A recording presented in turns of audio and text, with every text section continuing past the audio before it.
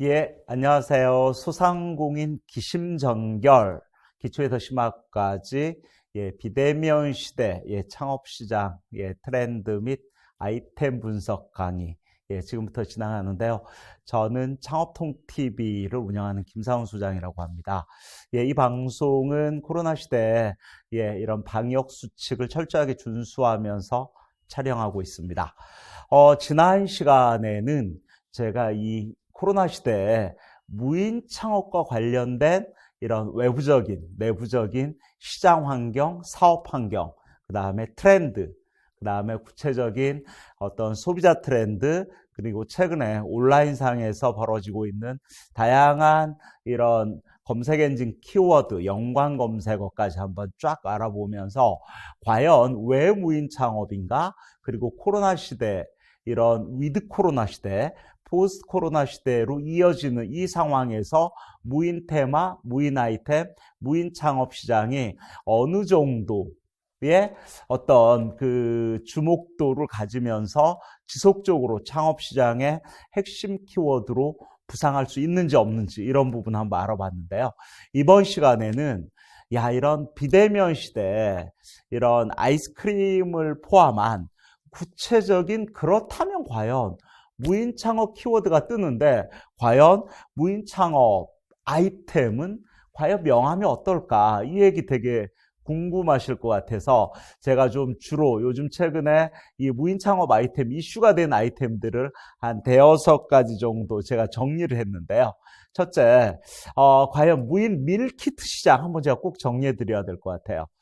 이런 무인을 포함한 밀키트 시장 창업, 요즘 아마 코로나 시대에 가장 핫한 아이템 시장이 아니었나라는 생각이 들고요. 과연 지금 밀키트 해야 될까요? 제 강의를 들으시면 아마 충분히 가늠을 하실 수 있다고 저는 생각을 합니다. 두 번째, 무인 아이스크림 앤 세계과자. 이 시장도 정말 대단했죠, 사실은.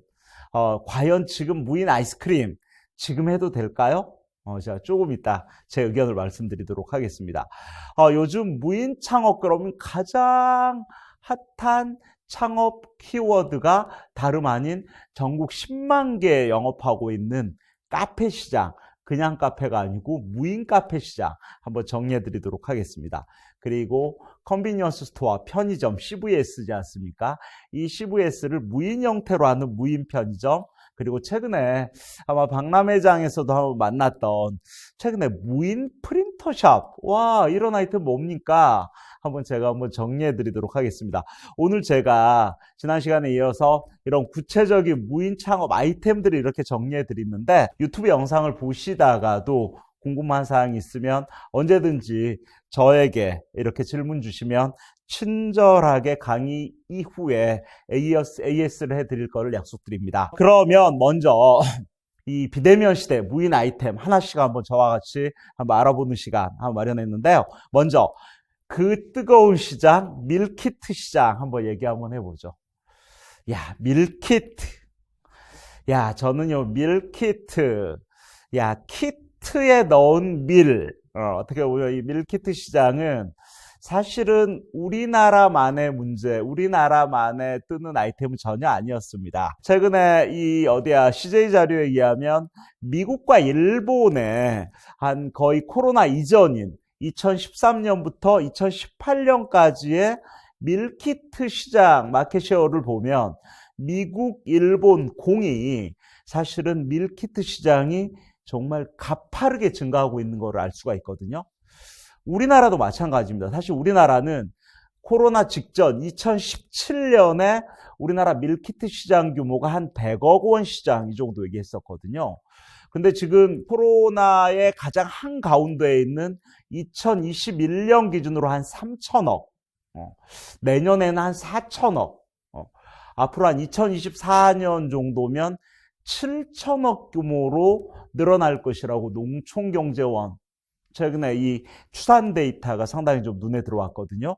결국은 이 밀키트 시장은 코로나라는 변수가 있었지만 코로나와 무관하게 상당히 우리 소비자들의 이 언택트 시대 내지는 요즘 같은 디지털 시대에 소비자들의 라이프 스타일에서, 특히 식생활 라이프 스타일에서 빼놓을 수 없는 상당히 핫 이슈 키워드로 자리매김하는 건 정확히 알 수 있는 것 같아요. 그래서 요즘 밀키트 시장이 전체적인 시장 외형으로 보면 정말 커진다. 이건 정확히 알 수가 있겠죠. 최근에 우리나라 밀키트가 처음에 이슈가 됐던 것은 저기 서울대 데이터를 좀 보면 우리나라 밀키트는 온라인부터 시작했거든요. 그래서 대기업을 중심으로 뭐 GS 리테일이라든지 아니면 뭐 대형마트 3사, 한국야쿠르트, CJ, 뭐 프레시지, 마이셰프 같은 자본력이 있는 거대 자본을 중심으로 한 온라인 밀키트, 그리고 대형마트 중심으로 한, 요즘 대형마트에 가면 밀키트 존 다 있지 않습니까? 그래서 지금까지는 어떻게 보면 밀키트가 온라인 중심, 대형마트 중심, 쇼핑몰 중심의 이런 컨셉, 아니면 뭐 홈쇼핑 중심, 여기에 보면 첫째 밀키트의 가격대를 보면 마트에서는 평균 한 7,100원대, 그리고 GS 리테일이나 한국야쿠르트, CJ나 뭐 이런 프레시지 같은 경우는 보면 7,000원대가 아닌 15,000원에서 CJ 같은 쿠키에서는 한 22,000원대까지. 그러면 쫙 봐도 온라인상에서 밀키트 시장은 15,000, 16,000원대의 밀키트를 찾는 소비자들이 가장 많은 거구나. 이거 금방 알 수 있는 거죠. 평균 인원, 이거 되게 재밌는 데이터인데요. 우리나라의 평균 가구 수가 90년대만 하더라도 4인 가족 중심이었잖아요. 최근 우리나라 가구, 전체 가구 수가 어느 정도 됩니까? 우리나라 전체 가구 수는 2,300만 가구 정도 남짓되는 거죠. 근데 전체 가구 수에서 4인 가족은 아주 적죠. 요즘 전체 가구 수에서 무려 900만 세대가 이상이 사실은 1인 가구예요. 1인 가구. 그래서 우리나라의 평균 가구 수가 4인 가족이 아니고 이제 2.0에서 오히려 밑도는 뭐 1.8대로 지금 떨어지고 있는 것 같아요. 그러다 보니까 밀키트가 주로 2.1인분, 1.9인분, 2.1인분, 2.8인분, 2.0인분, 즉 2인분 단위의 밀키트 제품이 제일 많다는 거죠. 결국은 1인 고객과 2인 고객이 늘고 있다는 얘기고, 세대수로 보더라도 1인 세대가 900만, 2인 세대까지 하면 전체 2,380만 세대 중에서 거의 한 60% 이상이 어떻게 보면 거의 1인, 2인 가구가 제일 많은 현실을 그대로 보여주고 있지 않나라는 생각이 들고요. 가주수와 뭐 신전 식재료 비용까지 이렇게 쭉 있습니다만, 최근에 이 밀키트 시장 같은 경우는 저는 밀키트 그러면 한때 온라인에서 밀키트 그러면 저도 저희 집 딸아이 때문에 아빠 밀키트 먹을래? 밀키트 어떤 건데? 그거 몰라? 밀푀유나베 나한테 이렇게 얘기하더라고요. 밀푀유나베 얼마인데? 얼마 한 12,000원 할걸? 우리 4명이서 충분히 먹을 수 있어. 이렇게 얘기하더라고요. 그래 먹어보자. 그래서 먹었던 게 밀푀유나베. 한 번씩 다 드셔보셨죠? 사실은 밀키트의 연관 검색어가 밀푀유나베가 온라인 시장에서는 가장 뜨거운 밀키트 메뉴였습니다.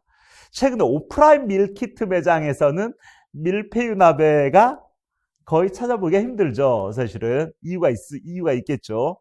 그래서 최근에 이 밀키트를 중심으로 메뉴 구성을 보면 한식, 일식, 중식, 양식, 퓨전까지 다양하게, 최근에는 뭐 고깃집 전문 밀키트 이런 것까지도 나오는 거 보지 않았습니까? 그래서 소비자들 입장에서는 코로나 시대에 정말 집콕, 술을 먹어도 홈술, 집에서 홈밥, 이런 수요들에게 밀키트는 어떻게 보면 나를 위한, 그리고 밖에 나가지 않아도 좀 근사한, 좀 지금까지 먹어보지 못한 특별한 뭐 이런 간지로 밀키트 메뉴들이 상당히 제가 볼 때는 이슈가 되기도 했었고, 밀푀유나베 같은 경우는 정말 저는 쫙 보고 역시 찍을 거리가 많아야 돼. 요즘 키워드는 여기 지금 사진지를 보더라도 하나같이 와우, 정말 스타일링, 기가 막힌데? 그리고 이거 딱 봐도 그냥 디카로 찍은 거 아닌 거 보이시죠? 이거 뭐예요? 스튜디오에서 제대로 조명 짝짝짝 때리면서 좋은 카메라로 찍어서 편집 빛깔나게 한 거죠, 사실은. 그래서, 야, 정말 보기 좋은 떡이 먹기 좋다고 얘기하듯이, 와, 저거 먹어보고 싶어. 저거 뭐지? 와, 고추 잡채 되게 예쁘다. 야, 와, 이게 뭐야? 야, 볼케이노 나베. 와.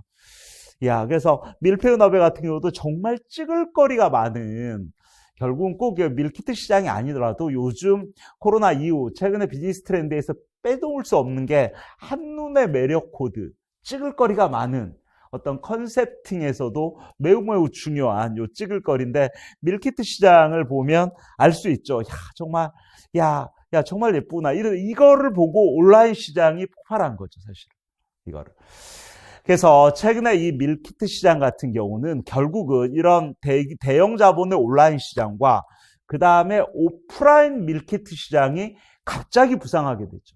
아마 제가 알기로는 작년 말 정도부터 시작이 됐는데, 아마 본격화된 게 지금 1년이 채 안 된, 이제 겨우 1년 정도 되는 상황이거든요. 그래서 전체 창업 시장에서 놓고 보면 지금 온라인 밀키트 시장과 오프라인 밀키트 시장으로 완전히 양분되어 있는 상황입니다.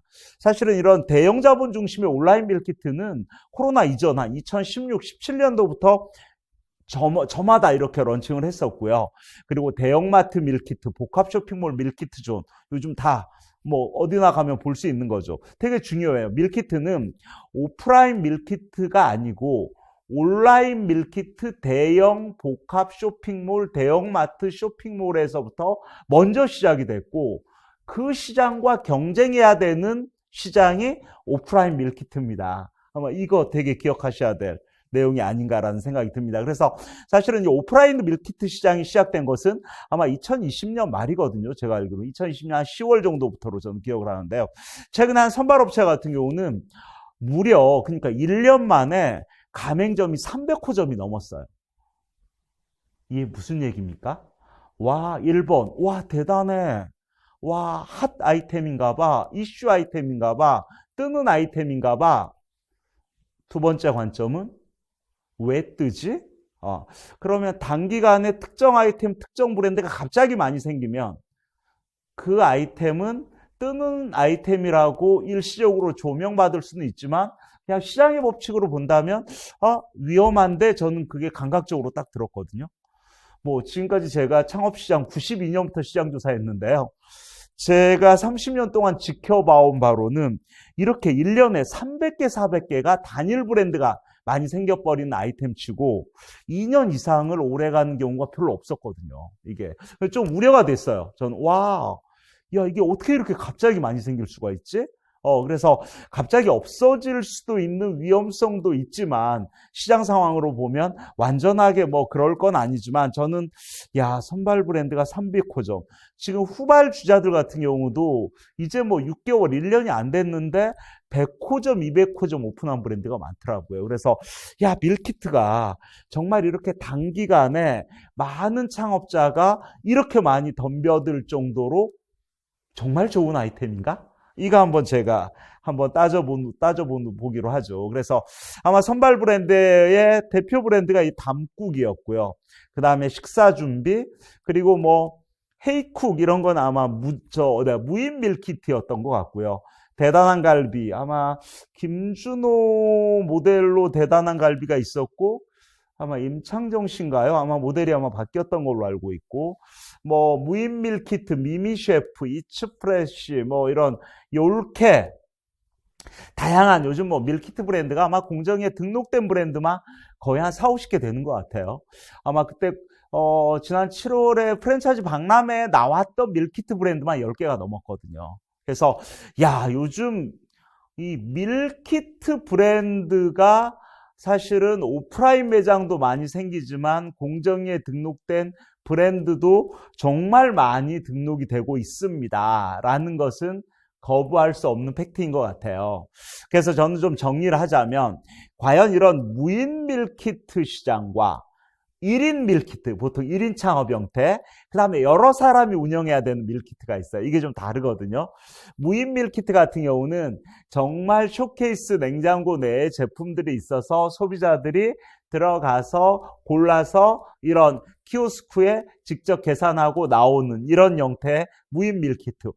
사람이 직접 관리하지 않아도 되니까 괜찮겠는데? 라는 측면도 있지만 사실은 속내를 살펴보면 와, 이게 남을 수 있을까? 이 생각을 할 수밖에 없습니다. 뒤에서 손익계산서를 제가 한번 직접 비교해 드리도록 하겠습니다. 1인 밀키트 정도가 저는 최근에 그래도 코로나 트렌드하고 좀 어느 정도 부합하지 않을까? 그래서 직접 신선 제품을 가져다가 적당히 뒤에서 야채 정도, 본사에서 기본 원재료 정도를 받아서 야채 정도는 내가 인근 시장에서 사서 좀 이렇게 간단하게 정리하고 소분해서 즉석에서 만들어서 직접 DP해서 판매하는 1인 밀키트. 아니면 여러 명이 운영하는 경우도 있었어요. 거의 쫙 그러면 곁들이 찬이 아니고 온갖 원재료 쫙 냉장 바트에 이렇게 분화되어 있어서 아마 거의 3명, 4명 이렇게 막 운영하고 있는 이런 밀키트 매장도 있더라고요. 아니, 그러면 저 인건비를 어떻게? 이런 걱정이 금방 들기도 하죠. 하지만 소비자 입장에서는 바로바로 이렇게 해주니까 좋을 수도 있겠다. 그래서 무인 밀키트와 1인 밀키트와 저는 이런 다인 밀키트가 사실은 어떤 컨셉도 다르고 어떤 투자 손익도 약간은 좀 다를 수 있습니다. 이 말씀을 먼저 좀 드리고 싶습니다.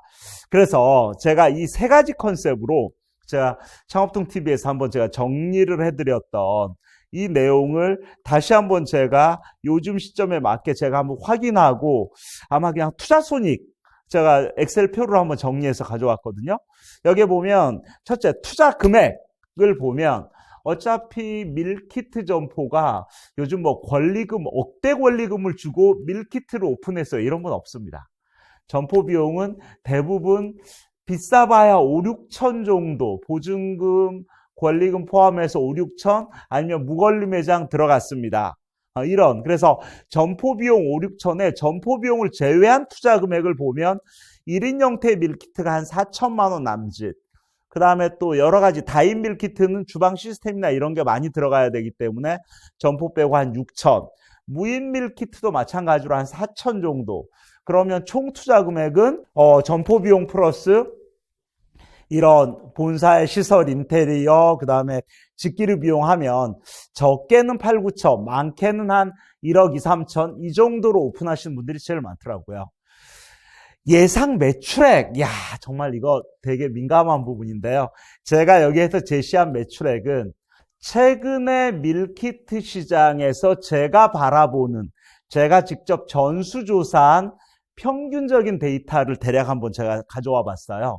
제가 봤을 때는 1인 밀키트나 다인 밀키트 같은 경우가 평균 매출액이 한 1,500선 정도로 봐야 되지 않을까. 물론 많이 올리는 매장은 3,000 올립니다. 막 이렇게 광고하는 데들 많이 있는데 그 평균 매출 3,000 이상 올리는 밀키트 매장이 전체 가맹점 중에서 90%가 이상입니다. 이러면 저는 여기에 쓰려고 그랬는데요. 그러지 않습니다. 그래서 평균적으로 보더라도 한 1,500선, 무인 밀키트는 오히려 더 떨어집니다. 한 1,200선? 그렇다고 한다면 제가 볼 때는 초기에는 제가 그러니까 밀키트 올해 제가 상반기만 하더라도 기본 한 2,000 정도 되는 매장이 많았는데 최근 들어서는 한 1,500 정도로 좀 떨어지고 있다. 이거 되게 민감하게 살펴야 될 대목이 아닐까라는 생각이 듭니다. 이 정도 매출액일 때 원가는 얼마일까 보면 원가 같은 경우는 1인 밀키트 아마 브랜드 보니까 직접 운영해 보시는 분들 제가 만나보면 식재료 원가, 매출액 대비 식재료 원가가 최소 60% 이상입니다 라고 얘기했어요.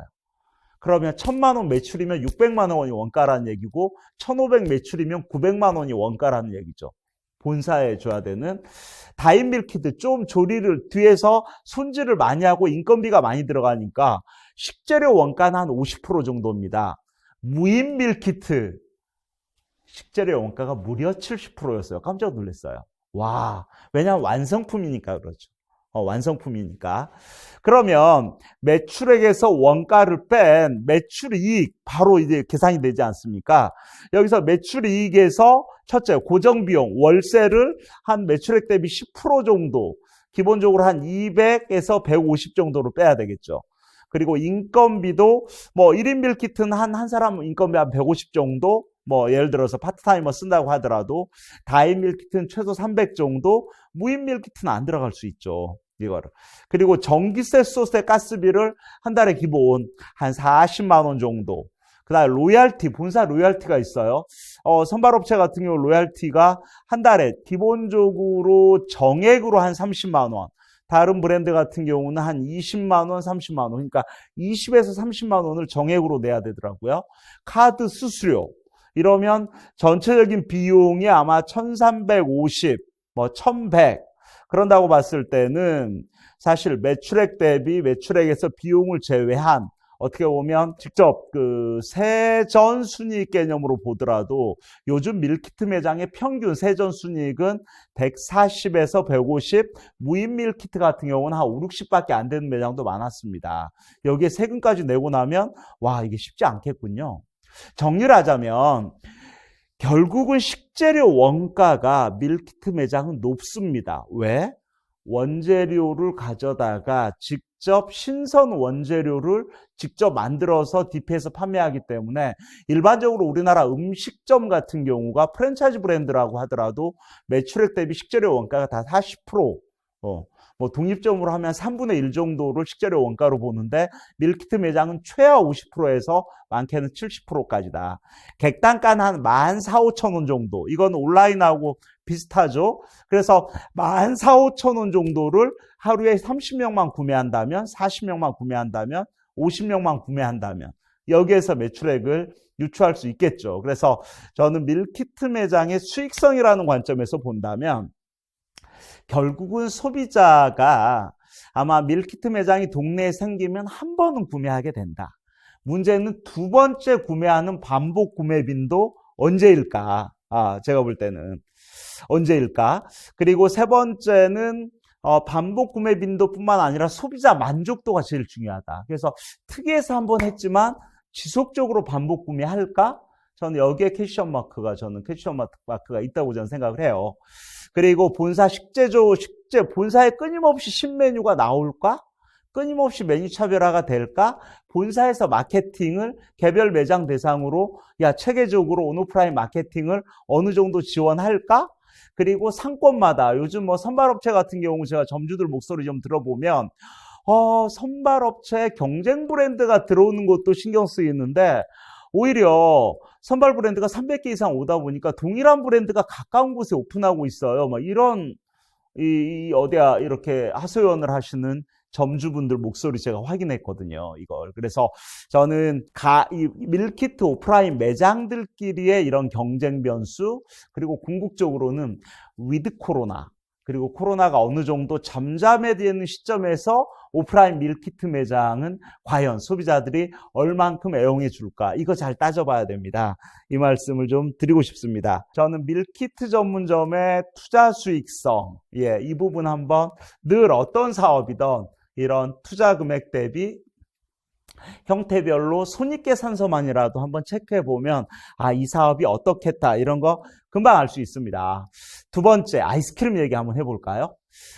정말 이 밀키트 매장 이전에 가장 많이 코로나 시대와 함께 정말 대박이야 라고 많이 오픈했던 아이템이 무인 아이스크림. 처음에 엄청 많이 생겼었죠. 지금도 무인 아이스크림 많이 생기기도 하고요.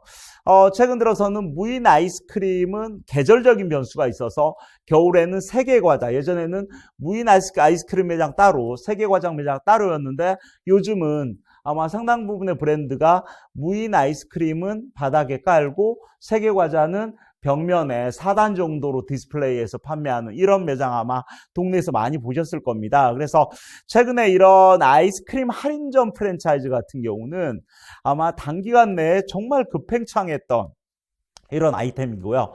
급팽창하는 아이템의 공통점은 투자 금액이 1억 원이 넘지 않는다는 사실이에요.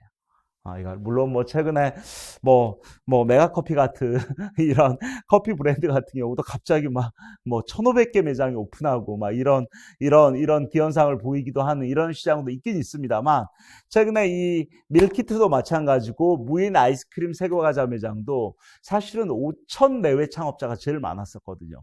사실 5천만 원 정도의 자금으로 번듯한 4가게를 할 수 있는, 그것도 1인 무인 창업 아이템 별로 많지 않은 거 아시지 않습니까? 그러다 보니까 아이스크림 할인점 이쪽에 프랜차이즈 브랜드도 많이 생겨났고, 뭐 동네만 보더라도 기하급수적으로 많이 생겼죠. 하지만 분명한 것은 아이스크림은 그 아이템 특성상 저는 딱 봤을 때 그래도 아이스크림은 온라인 시장은 아직 크게 커지지 않잖아. 이게 아이스크림을 쿠팡에서 열심히 사 먹어요, 이런 사람 별로 없잖아요. 물론 구매할 수는 있습니다. 그리고 이런 하절기 성수기와 이 동절기 비수기가 완전 뚜렷하다는 거, 이건 어떻게 보면 아이스크림 창업에 가장 거부할 수 없는 리스크 중에 하나죠. 마진율 저는 중요한데요. 요즘 최근에 아이스크림은 다 브랜드지 않습니까? 브랜드 아이스크림 같은 경우 마진율이 아마 20%, 30%가 넘는 거 거의 없죠. 한 20% 남짓. 세계과자 같은 경우 오히려 판매가 대비 한 40, 50% 정도가 마진율 남는 경우 많았습니다. 그래서 저는 이 아이스크림 할인점, 프랜차이즈, 뭐 이런 아이스크림 세계과자 이 아이템 같은 경우는 아마 초보 창업자들 같은 경우 상당히 좀 이렇게 눈여겨볼 수 있는 아이템인 건 맞습니다만, 최근에 이 시장에 어떤 수명곡선이라는 차원에서 보면 이미 지금 꼭지점에 거의 다다랐다라는 느낌을 저는 지울 수가 없습니다. 특히 이 선발 브랜드 같은 경우가 어떻게 보면 응응스크르 이 매장 처음에 아주 저 눈에 띄어서 제가 한번 쭉 정리했었는데, 뭐 무려 600개 이상 오픈하는 거 보죠. 깜짝 놀랐습니다. 그래서 이런 류의 아이템이 아이스크림과 세계과자를 파는 이 컨셉 설정은 아이스크림만 파는 것보다 저는 낫다고 봤거든요. 하지만 최근에 이런 유사 점포가 많이 생김으로 인해서 결국은 자영업자들끼리의 경쟁이 정말 심화되는 이런 컨셉이 아닌가라는 생각도 듭니다. 한번 지금 이런 아이템들의 투자 금액 한번 볼까요? 대부분은 아마 권리금이 거의 없는 점포 비용 2천, 3천 정도 투자한 이런 아이스크림 세계과자 매장 제일 많거든요. 본사 투자비를 제가 한번 체크해 봤는데요. 보통 가맹비 한 300 정도 받더라고요. 키오스크 비용 한 450, 간판 비용 한 100에서 300, 인테리어 한 500이면 됩니다. 그리고 초도 상품비가 한 500. 그래서 총 한 3천만 원이 넘지 않아요. 그러면 2, 3천 가게, 그 다음에 나머지 비용 3천 이하, 그러면 5천, 6천 정도면 충분히 창업합니다. 이건 되게 요즘 같은 창업시장 관점에서 본다면 나도 그 정도면 한번 해보고 싶은데 이 생각이 들 수 있죠. 관건은 수익성이죠. 최근에 이 아이스크림 매장의 평균 매출액, 물론 평균이라는 게 사실은 성수기, 비수기 편차가 워낙 크기 때문에 그렇습니다만, 평균으로 한 2천 정도를 만약에 가정을 해 본다면 마진율을 평균으로 한 30에서 35%? 30% 잡으면 매출 기대이익이 한 600 정도 되는 거죠. 600 정도.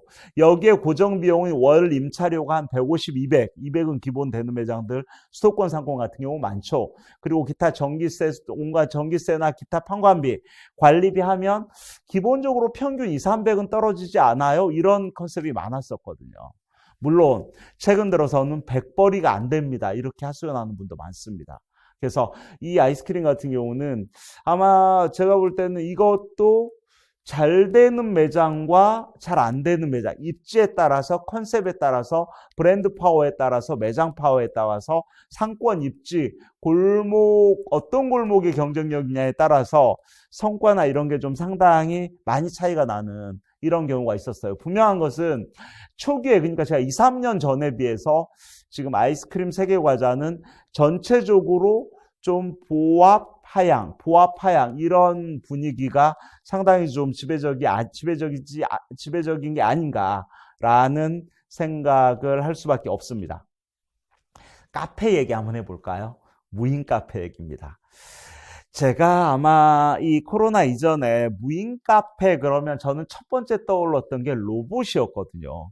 직접 홍대에 직접 오픈했던 이 로미봇이라는 이 로봇 카페, 아마 제가 알기로는 패션 매장에서 하나의 어떤 직접 1층에 고객을 유인하는 컨셉으로 아마 로미스토리 로봇 무인 카페를 아마 그냥 직접 시뮬레이션 매장 형태로 한번 오픈했던 개념으로 제가 기억을 해요. 그래서 아메리카노 2,000원, 라떼 2,500원 이렇게 했는데, 야, 저는 이런 커피 너무 좋았어요. 뭐 요즘 뭐 꽃집 그러면 나를 위한 꽃집 뭐 이렇게 얘기하듯이 커피 같은 경우도 커피는 저희가 탈게요. 분위기는 손님이 타세요. 로미스토리.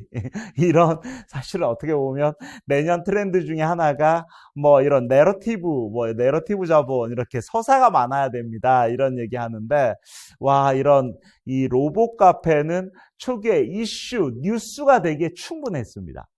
그래서 나도 로봇이 직접 그래서 사실은 뭐 로봇 카페뿐만 아니라 뭐 대구 쪽에 가면 로봇 치킨 가게 막 로봇이 치킨 튀겨줘요 뭐 이런 것까지 해서, 그래서 과연 이 로봇 카페가 제가 그때 직접 그 당시에 달콤이라는 브랜드가 로봇 카페 형태를 홍대에 오픈했을 때, 그때 로봇 카페에 대한 그 당시에 빅데이터를 한번 제가 직접 따져봤어요. 근데 긍정적인 키워드는 와, 맛있다, 색다른 경험이야, 좋아, 아주 적절한데, 부정적인 키워드는 너무 늦어요, 불평등, 과도한 음주 이런 키워드가 왜 오는지 모르네. 중립으로 좀 새롭고, 야, 이거 전망이 어때? 신기한데? 와, 움직인다, 주문하자. 뭐 이런 키워드가 그때 있었어요. 그래서 저도 직접 한번 구매를 해봤거든요. 한 번 정도는 구매를 충분히 할 수 있는데 뭐 두 번, 세 번 여기 와서 해야 될 이유가 있나 이 생각이 저는 들었어요. 근데 저는 그 당시에 이 로봇 카페가 창업 전문가 입장에서 제가 좀 정리를 할 필요가 있다고 저는 생각을 했던 게, 과연 이 로봇 카페가 그러면 창업자 입장에서 이거 한 대 가격 얼마일까? 지금 좀 변할 수도 있습니다만, 그 당시에 로봇 요 기계 한 대 가격이 한 장 정도 됐거든요. 1억 정도. 플러스 점포 비용이 들어가겠죠. 그럼 이게 어느 정도예요? 그래서 1억을 로봇으로 다 하는 것보다 1억을 직접 현금 주고 로봇을 직접 구입하는 것보다 그 당시에 업체에서는 리스해 드릴게요. 이렇게 자동차처럼. 그래서 아마 그냥 1억 정도면 보증금 3,200 정도로 저희가 리스를 할 수 있습니다. 이렇게 얘기했던 것 같아요. 와, 그 로봇 한 대 월 임차료를 200만 원씩 내고 해야 돼? 뭐 이런 이제 계산을 하게 되는 거죠. 관건은 수익성인데요. 아메리카노 얼마예요? 2,000원이었단 말이에요. 라떼 2,500원이에요. 그럼 2,000원을 로봇 카페가 하루 100잔 팔까요? 100잔 팔면 얼마예요? 100잔 팔면 20만 원 매출이잖아요. 이거를. 문제는 100잔 팔기가 쉽지 않을 수 있다. 저는 그 얘기를 꼭 말씀드리고 싶었어요.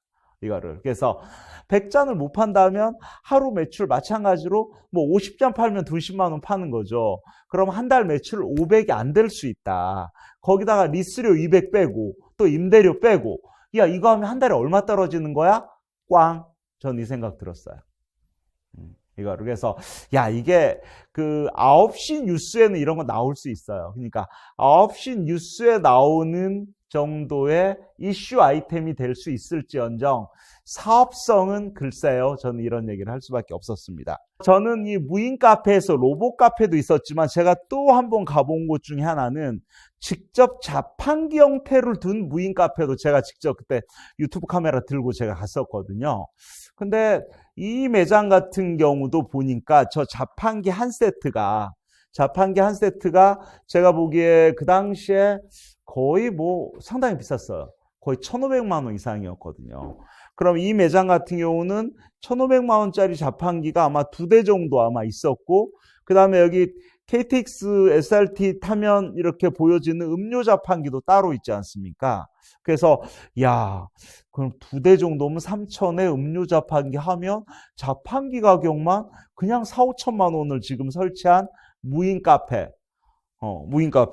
대신 여기는 메뉴가 정말 다양하더라고요. 이거를. 그래서 저는 이런 형태가 결국은 이 무인 카페가 뭐 이를테면 고속도로 휴게소, 꼭 가서 사 먹어야 되는 그런 입지 있잖아요.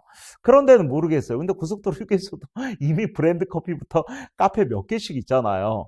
근데 이런 무인 카페를 가서 사 먹을 수밖에 없는 뭐 지하철 플랫폼 뭐 이런 지하철 역사라든지 뭐 이런 데 같은 경우는 모르겠어요. 그냥 우리가 예전에 이런 자판기 커피의 대체제가 될 수 있을까? 뭐 이 부분. 하지만 이거는 점포 월세 내고 이렇게 하려면 제가 방문한 이곳 같은 경우도 입지가 너무 좋지 않았어요. 입지가 좋지 않으니까 제가 유튜브 방송을 제가 찍을 동안에도 손님이 한 명도 안 들어왔었거든요. 이게 그래서 야 입지가 안 좋은 곳에서는 야 기계값 빼기도 힘들겠는데 저는 이 생각이 들었거든요. 이게 그래서 이런 무인 카페라는 게 우리가 아까 빅데이터에서 보면 관심이 뜨거운 만큼 사업성도 뜨거웠으면 좋겠는데 실제는 그렇지 않는 경우가 많았습니다. 이 얘기를 좀 말씀드리고 싶고요. 세 번째, 편의점 얘기 한번 해볼까요? 야, 무인 편의점.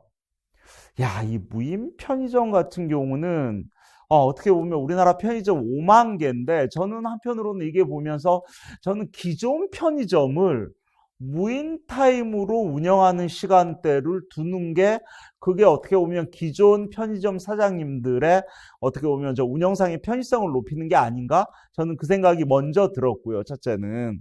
두 번째는 무인 편의점 형태로 신규 입지를 개발하는 게 이거 쉽지 않은데? 요즘 우리나라 편의점 이제 6만 개 시대로 갈 것 같아요. 근데 야 무인 편의점 입지 찾기 어디 들어가야 돼? 뭐 이런 신규 쇼핑몰이나 이런 데야 얼마든지 들어갈 수 있겠지만 그런 입지가 얼마나 되겠습니까? 그래서 아마 이마트24에서 하고 있는 이런 무인 편의점이나 이런 건 관건 입지 찾기가 관건입니다. 저는 이 생각이 들어요. 이미 편의점 없는 곳 없잖아요. 동네 아파트 상가, 동네 슈퍼마켓이 아파트 상가 슈퍼가 어떻게 보면 60대 이상 중장년 창업자의 가장 안정적인 아이템이었습니다만 이제는 그마저도 다 편의점 브랜드에 다 자리를 내주고 있어요. 저희 집 아파트도 정말 칠순의 어르신이 직접 운영하는 이 동네 슈퍼였는데요. 지금 편의점으로 바뀌고 있어요. 이게 그래서 이 있는 골목 아파트 상가까지 들어간 편의점 시장인데 무인 편의점으로 신규 입지 개발이 가능할까? 이거 쉽지 않을 텐데 저는 일단 그 생각이 먼저 들었고요.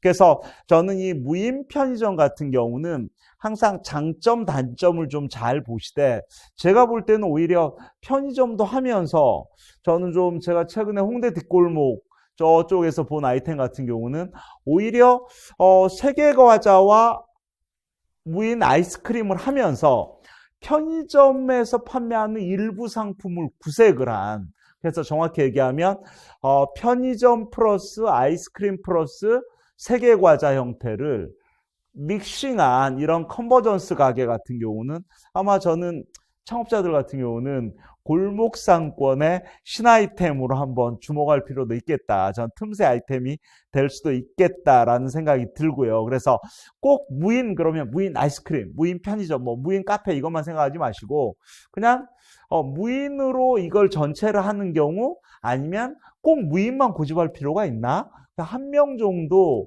알바나 주인이 지키고 계시다면 요즘 뭐 60대 이상 정말 어떻게 보면 저 시간 많습니다. 이런 분들도 많지 않습니까? 그래서 그런 분들이 일정 정도 지키면서 동네에 골목상권 지킴이 역할도 좀 할 수 있으면 좋겠다.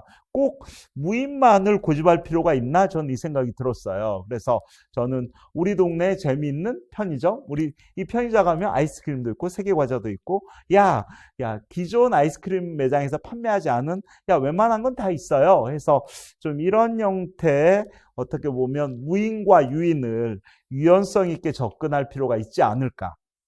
그래서 정리를 하자면 역시 무인 편의점 제가 앞 시간에도 한번 정리했습니다만 인건비라든지 운영관리의 편의성, 24시간 고객 편의성 뭐 이런 부분은 분명히 하나의 기회 요인 장점으로 부각할 수 있습니다만 저는 무인 편의점의 가장 큰 문제점은 소비자 라이프스타일. 편의점에 가면 직접 대면하면서 이렇게 구매를 하려는 이런 기본적인 니즈가 있고요. 그 다음에 노년층, 중고령층 이런 분들 이거 되게 힘들어 하거든요. 특히 저는 편의점에 요즘 제일 많이 하는 마케팅이 1 플러스 1, 2 플러스 1. 무인에서 어떻게 할 거예요, 이거? 이건 사람이 다 해야 되는 일이거든요. 이거를.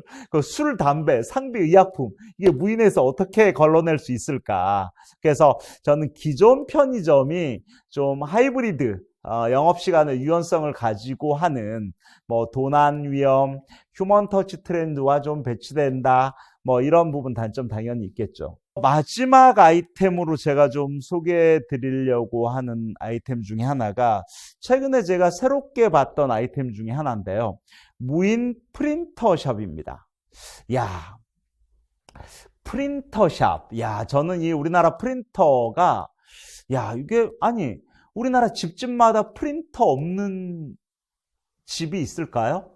컴퓨터가 있는 집은 프린터는 기본 다 있겠죠. 이거를.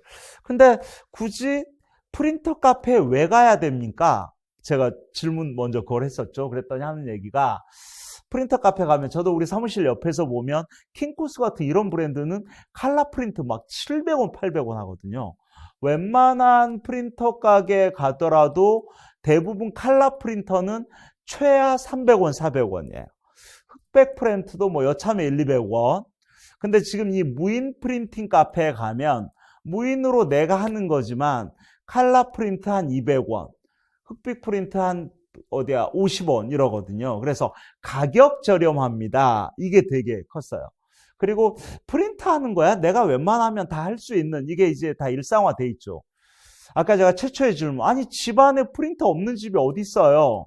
근데 아마 이 업체 관계자는 이러더라고요. 집에서 하는 프린터 한 장의 원가가 120원 정도입니다. 근데 그게 품질이 아주 좋은 건 아닙니다. 왜? 잉크젯이나 이런 게 대부분이기 때문에 우리 매장에 오면 직접 레이저로 이렇게 빠르게 하기 때문에 품질 좋습니다. 가격 쌉니다. 해서 전국에 최근에 이 코로나 시대에 이 프린터, 무인 형태의 프린팅 샵이 정말 많이 생겼거든요. 그래서 저건 정말 우와, 일반인들은 잘 모르는 프린터 카페가 저게 과연 돈이 될까? 이 부분인데 구체적으로 한번 제가 창업 투자 금액과 수익성 이거 한번 제가 따져봤는데 이 브랜드 같은 경우는 투자 비용이 한 5평 기준으로 한 3,700에서 많게는 5,200 플러스 점포 비용 정도가 되겠죠. 근데 저는 궁극적으로 저희가 아까 밀키트 가게의 가장 큰 맹점은 수익률이 떨어지는 가장 큰 이유 중에 하나는 물론 매출 볼륨의 한계, 소비자의 지속 가능한 반복 구매 이런 것도 중요합니다만 지금 이 프린팅 카페 같은 경우도 보면 첫째 밀키트하고 달리 원가가 별로 들어가지 않는다는 거예요. 일종의 시설 장비인데 저는 먼저 이 아이템을 딱 보면서 우리나라 아이템을 평가하는 가장 중요한 기준 중에 하나는 누가 따라하지 않을까? 미투 브랜드 안 나오겠어? 이런 부분 제일 그거인데 아마 미투 브랜드가 생각보다 쉽지 않습니다라는, 왜냐하면 직접 프린트 카페를 무인으로 관리하는 이런 AI 챗봇 이렇게 관리하잖아요. 무인으로 관리하는 시스템 이거 자체가 누구나 이게 따라할 수 있는, 본사들이 따라할 수 있는 게 아닙니다라는 게 하나가 있었고요.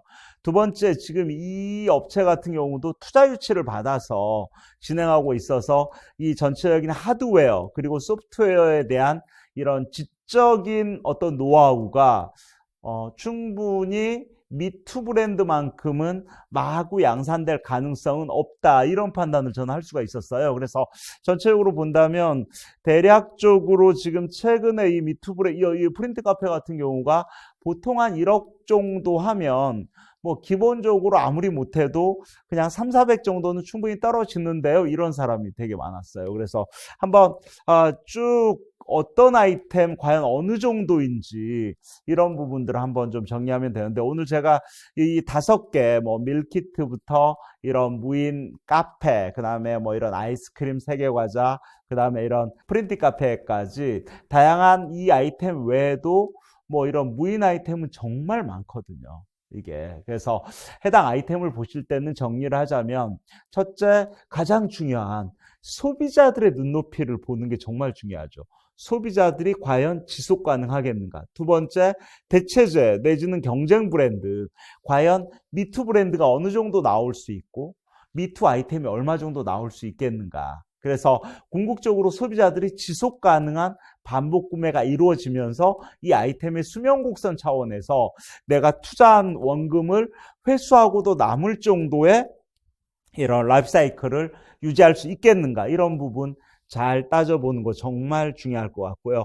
마지막으로는 엑싯.